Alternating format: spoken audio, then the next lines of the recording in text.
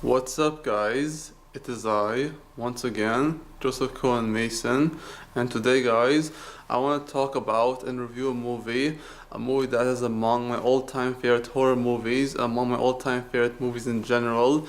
That movie being the 1973 horror classic, The Exorcist, directed by William Friedkin and written by William Peter Blatty.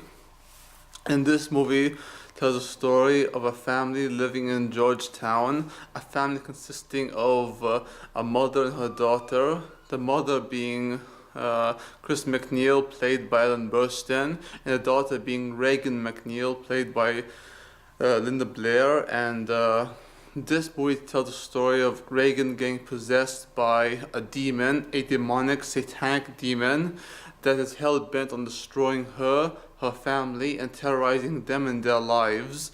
And Chris MacNeil tries her best to find a cure and solution to her daughter's problem by using science and by trying to find different psychiatrists and different doctors who may help her. But science doesn't help her one bit and only makes things worse. So she has no choice but to rely on a priest and ask him to perform an exorcism on her daughter.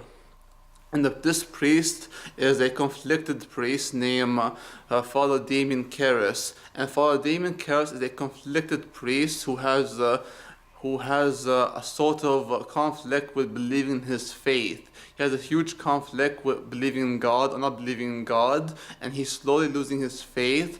And Father Damien Karras says to Chris MacNeil that an exorcism hasn't been done in a very long time. It's very rare nowadays, since science has taken over most medical issues that kids are going through or that people are going through, and that an exorcism is something which has never been done in such a long time. But he tells her he'll find someone, and he comes across a priest, a veteran priest who has performed an exorcism before but had nearly killed him once. And that priest is Father Lancaster Marin, who is played by Max von Sydow. And Father Lancaster Marin and Father Damien Karras, both of them together, start an epic battle, an epic showdown with the devil himself, the demon Pazuzu, who is possessing Regan. And this shows the true battle between good versus evil, God versus demons. And this is a showdown which has always been part of this world, and a showdown which has always been part of the good versus evil idea. And this movie really takes that to the next level. And I love this movie so much. This movie has a lot of heart, a lot of soul, and it's also a movie which is so frightening, so scary, so terrifying. It's a movie which will really shock you. It will really it will put you on the edge of your seat. And this is the kind of movie which will really have you thinking, damn, is this what evil really is? Because if a young girl can get possessed and be taken over by a demon without doing any sin, then any one of us is possible to be destroyed or possessed or manipulated. And this movie shows the humanity behind every character and every despair they face. And it shows a true sense of horror in that they are powerless sometimes against an evil which is so unspeakable, so cruel, so sinister. And this movie is also a part mystery, because the mystery behind this movie comes when Lee J. Cobb, an actor in the movie who plays a detective, tries to investigate a case concerning the death of a director named Burke Dennings. And this detective is so charming, so likable, and very he's very down to earth. He loves movies a lot, and he tries to investigate the murder of Burke Dennings, which has obviously been done by Chris MacNeil's daughter Regan when she's being possessed by the demon Pazuzu. And this movie is it's a dark film. It's a very dark film. And by the end, there are two kinds of endings to this movie, two kinds of endings.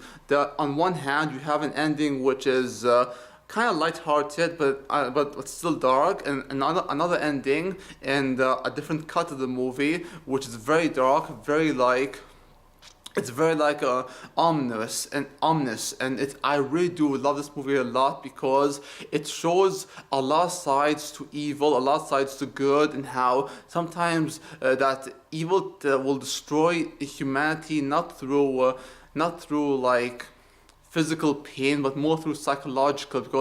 And this movie is just so amazing. I love this movie so much. The direction by William Friedkin is amazing. The writing by William Peter Blatty is outstanding. The performances by Ellen Burstyn is so great.